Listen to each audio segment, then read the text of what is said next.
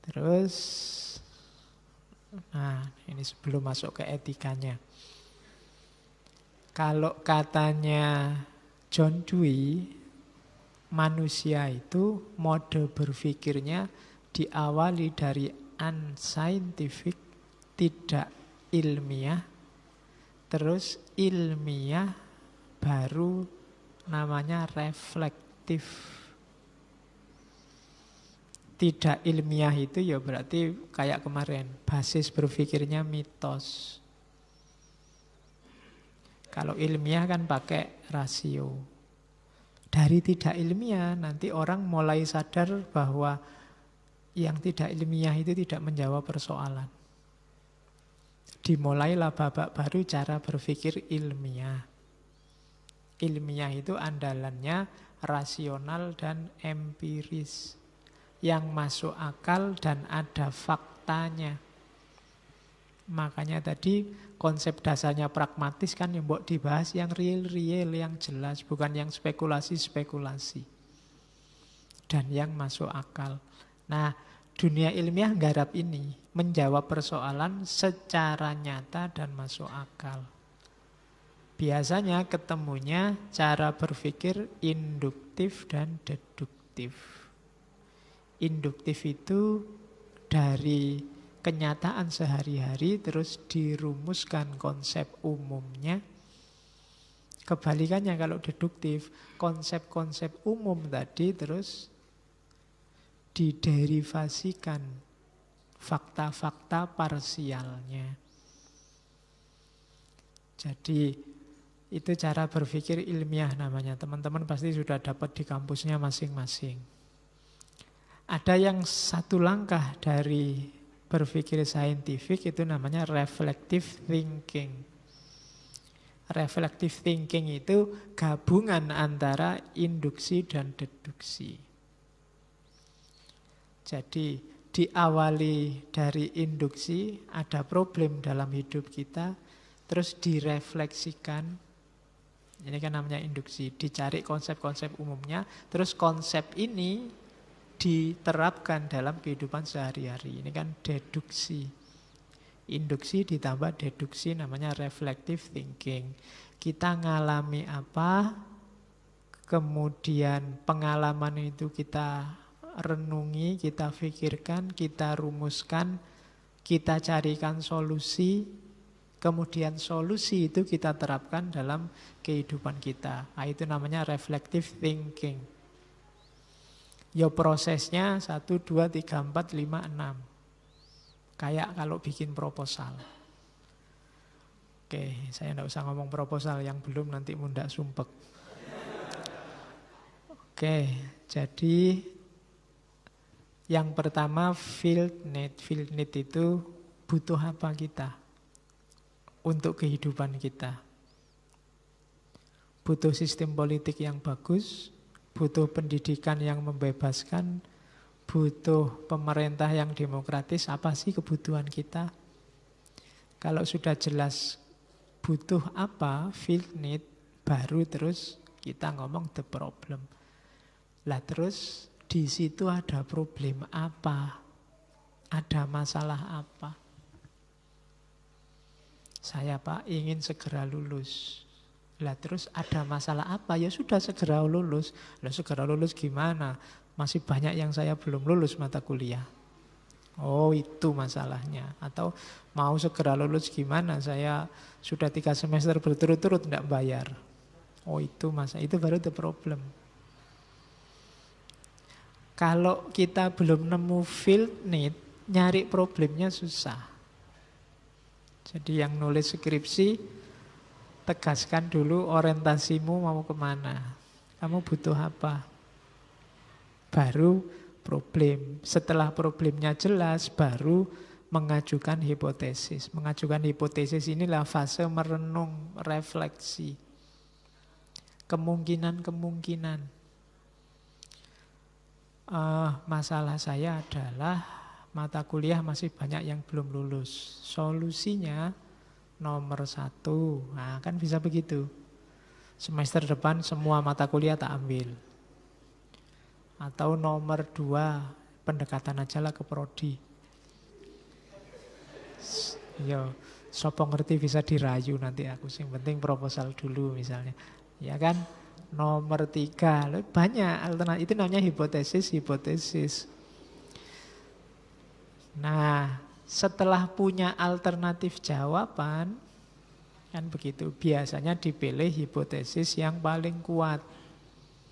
Kemungkinan paling mudah untuk saya lulus cepat ya semua mata kuliah segera diambil. Tapi setelah itu collecting data. Coba dikumpulkan datanya yang dibutuhkan. Apa ya mungkin semua mata kuliah diambil. Wong kamu kemarin nggak kuliah sama sekali. Maksimal paling berapa SKS. Nah itu kan ngumpulin data-data untuk menganalisis hipotesis tadi. Baru setelah semua ketemu disimpulkan. Kalau sudah ada kesimpulannya, kesimpulan tadi digeneralkan. Biar jadi konsep, biar jadi teori. Ya penelitiannya sih tentang masjid ini. Tapi kesimpulannya kan sifatnya umum. Oh berarti masjid itu bisa variasi kegiatan macam-macam misalnya.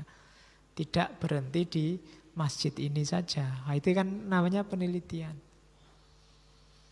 Itulah namanya reflective thinking. Sebenarnya tidak cuma untuk penelitian. Dalam hidup kita sehari-hari harusnya ini. Kalau kita disuruh muhasabah, disuruh tafakur, itu kan bahasa lain dari refleksi.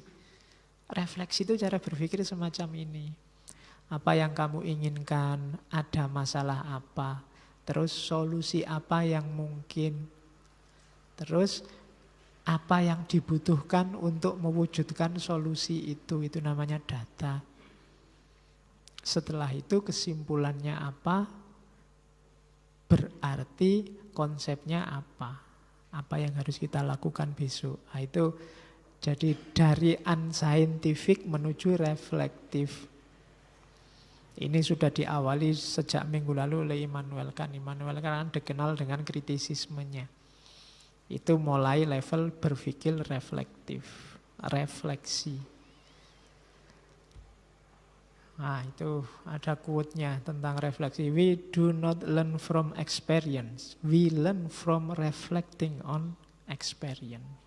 Jangan salah, kalau ada orang bilang pengalaman adalah guru paling baik, belum. Tapi pengalaman yang direfleksi, pengalaman yang difikirkan, yang direnungi, baru jadi guru. Tapi pengalaman yang dibiarkan jalan begitu saja, biasanya nggak jadi guru. Biasanya itu pengalaman yang kita bolak-balik jatuh ke situ, berulang-ulang. Gitu loh. Sudah pengalaman dosennya killer, kamu gitu lagi, ya nggak lulus lagi. Semester depan gitu lagi, ya mesti tidak lulus lagi. Kamu tidak pernah dikalkulasi sih, dihitung. Kalau bapak ini, cirinya ini, maka gaya kuliahku ya ini, itu namanya refleksi. Kamu mbok padake semua, ya mesti aja, kamu tidak lulus. Ya meskipun setahu saya hari ini jarang ada dosen killer yang luar biasa. Kalau zaman saya dulu banyak. Kalau ujian motong buku beberapa paragraf terus dipotong 1-2 kalimat kita disuruh ngisi. Berarti harus hafalan buku dan kita tidak tahu dari buku itu halaman berapa yang jadi soal. Jadi ngapal ke. Nah kalau ngadepi dosen kayak gitu kan ada strateginya. Tahun pertama saya ikut kuliah dosen killer, sak kelas itu nilainya cuma D sama E. DE. Zaman dulu kalau nilai belum online, ditempel di papan gitu isinya. Nilainya, wah, begitu ditempel isinya DE, wah. Mahasiswanya podo nesu, wah. Binatangnya keluar semua di nilai itu, wah. Kebun binatang muncul di situ. Jadi zaman dulu modelnya begitu. Nah, semester selanjutnya harus belajar, oh tipe dosennya begitu toh. Dipelajari, ambil trik, ambil strategi. Itu namanya reflecting. Jadi pengalaman bukan guru yang paling baik, tapi guru yang paling baik itu pengalaman yang direfleksi. Itulah mengapa kita sering jatuh ke lubang yang sama. Padahal sudah pengalaman loh anak itu Pak. Ya pengalamannya nggak pernah dipikir, nggak pernah diambil pelajaran. Sama aja. Sudah dibohongi bolak-balik ya masih bisa dibohongi lagi. Nah itu berarti kamu tidak belajar dari pengalaman. Belajarlah dari pengalaman. Oke, pengalaman itu guru kalau memang dipelajari, direfleksikan. Yang problem juga begitu. We only think when we are connected with, when we are confronted with a problem. Ini juga dari John Dewey. Kita itu biasanya mulai mikir kalau ada masalah. Maka kalau kita ingin berkembang dan tangguh, satu-satunya jalan adalah carilah masalah. Ya. Ayo golek perkara. Maksudnya apa? Jangan lari dari masalah. Justru kita itu dengan adanya masalah makin dewasa, makin terpacu untuk menyelesaikan. Kalau lancar-lancar saja ya kita tidak berkembang. Jadi jangan menghindar dari problem. Karena justru dalam problem kita ada kesempatan untuk berkembang. Untuk lebih pinter lagi. Siapa dulu yang peduli dengan tafsirnya Al-Maidah 51? Begitu ada masalah dengan Ahok, semua buka tafsir. Loh kan lumayan berkembang ilmu kita. Ya kan? Kemarin ada isu G30S, ada isu PKI. Berapa orang yang gara-gara masalah itu sekarang paham apa itu Marxisme, apa itu PKI. Jadi setiap masalah paling enggak membuat kita berpikir. Dulu istilah hoax itu mungkin orang bingung apa, hoax. Tapi sekarang kamu ngerti maksudnya. Bahkan ada jenis-jenisnya ternyata banyak. Enggak cuma berita bohong yang gimana, berita bohong yang macam apa. Ada macam-macam. Itu setelah ada kasus. Oke, jadi we only think when we are connected with a problem. Ini menekankan pentingnya kita untuk reflective thinking. Berpikir yang tidak a priori berdasarkan akal saja atau tidak empiris saja tapi kombinasi karena hidup sifatnya induktif dan deduktif. Oke, itu pengantarnya. Sekarang masuk ke etikanya. Lumayan kalau di-download sudah berapa MB itu. Sekarang kita masuk ke etika atau teori moral. Jadi beda. Orang sering salah paham moral dan etik itu sama. Kalau etik itu refleksi terhadap moralitas. Jadi biasanya kalau dalam kajian ilmu etika, hidup itu yang paling dasar adalah world view. World view itu cara kita memahami dunia. Dari world view nanti lahir nilai. Nilai itu prinsip-prinsip dasar. Misalnya world view kita Islam itu rahmatan lil alamin. Prinsip-prinsip dasarnya perdamaian, persaudaraan, kesetaraan itu namanya nilai. Di bawahnya nilai ada norma. Norma itu ada norma hukum, ada norma moral, dan biasanya ada norma khusus. Norma khusus itu untuk hal-hal khusus, aturan-aturan tertentu. Aturan di masjid, aturan di kampus, itu norma. Nah, etika itu ini ilmu yang membahas norma-norma moral. Nanti yang membahas norma hukum ada sendiri. Kalau fikih syariah, fikih. Kalau hukum ya bidangnya hukum, tapi yang dibahas sekarang norma moral. Jadi dari world view melahirkan nilai, dari nilai melahirkan norma. Dari norma inilah nanti lahir hukum, lahir moral, lahir aturan-aturan khusus dan seterusnya. Jadi petanya begitu, awas campur baur. Kita kan sering bingung kalau ada orang ngomong persaudaraan. Persaudaraan itu levelnya di mana? Di etika, di moral, di nilai, apa di norma atau di world view. Biasanya kalau yang umum gitu persaudaraan itu sifatnya nilai. atau menghargai hak milik orang lain. Itu biasanya sifatnya nilai. Normanya jangan mencuri. Itu didasari atas world view, memandang dunia. Misalnya pandang dunia setiap orang punya hak dan kewajibannya masing-masing. Itu world view-nya. Oke, etika itu kalau dalam definisinya John Dewey memberi penjelasan sistematis terhadap penilaian dan putusan kita tentang perilaku manusia. Sejauh itu dinilai dari segi benar atau salahnya, baik atau buruknya. Keywordnya berarti yang pertama penjelasan sistematis. Etika, pertanyaan utamanya adalah mengapa. Mengapa harus jujur, itu lahirnya teori etika. Atau bagaimana?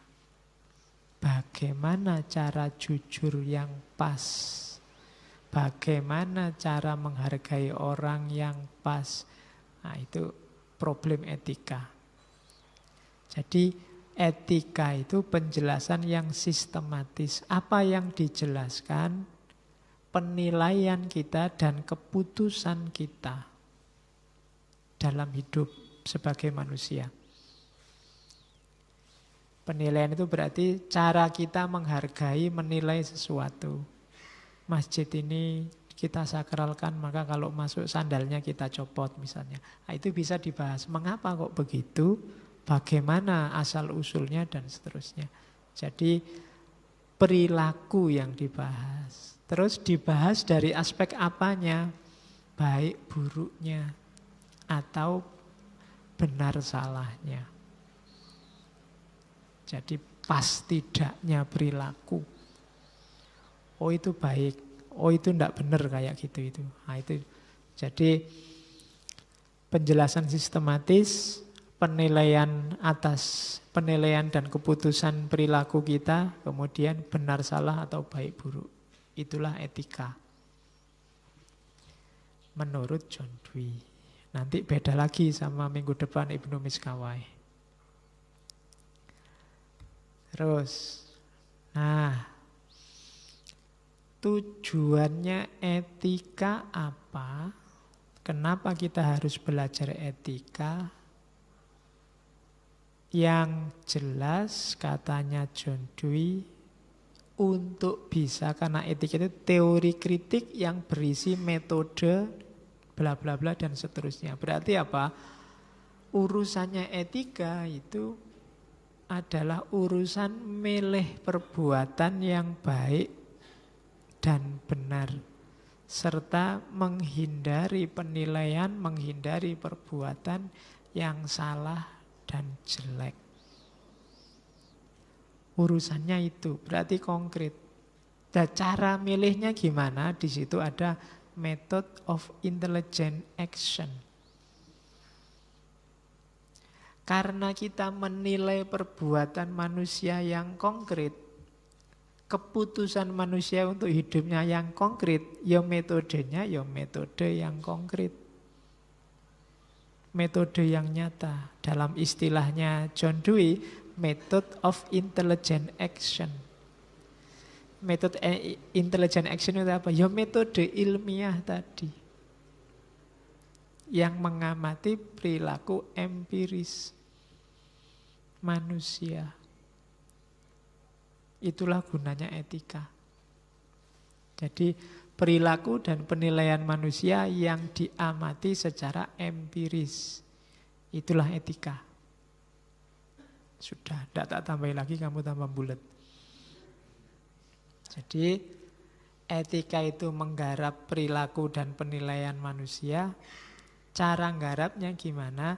Dianalisis, dikritisi dengan metode ilmiah dalam bentuk pengamatan empiris. Lihatlah perilakunya, lihatlah cara dia menilai. Nanti ada parameternya sendiri. Oke.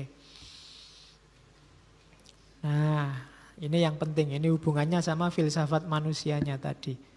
Jangan salah, perilaku moral dan pelaku moral itu dialektis. Jadi kalimatnya John Dewey, setiap putusan moral selalu merupakan ungkapan tentang diri si pelaku moral.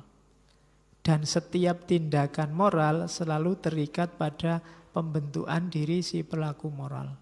Dalam tindakan menilai dan mengambil keputusan secara moral, seseorang menentukan dan membentuk wataknya.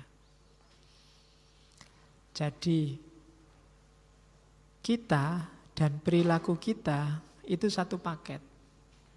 Dengan berlaku moral, kita membentuk jiwa kita jadi bermoral. Gitu loh.